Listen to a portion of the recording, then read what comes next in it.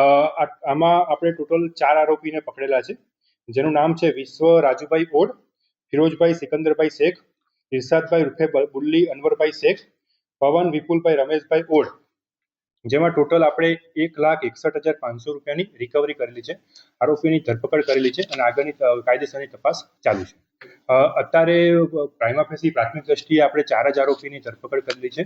આગળ તપાસ ચાલુ છે. આમાં આપણે આ લોકોના રિમાન્ડ પણ માગેલા છે, જેમાં આની સાથે કોઈ બીજા લોકો સંકળાયેલા છે કે કેમ એ બાબતની પણ આગળ તપાસ ચાલુ છે. અત્યાર સુધી આપણે આ લોકોને જ અત્યારે ટાર્ગેટ કરેલા છે. બીજા કોઈ અત્યારે કોઈ ટાર્ગેટ કર્યા હોય કે આવી કોઈ બીજી ઘટના બની હોય એવું હજી અમારા ધ્યાને આવેલ નથી.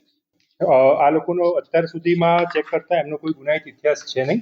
આ લોકોએ નકલી પોલીસની ઓળખાણ આપીને વાહન ચેકિંગના બહાને આઈસર ટ્રકને રોકી હતી અને એમાં એમને મોબાઈલ અને રોકડ જે રકમ હતી એ ચોરી કરીને ભાગી ગયા હતા.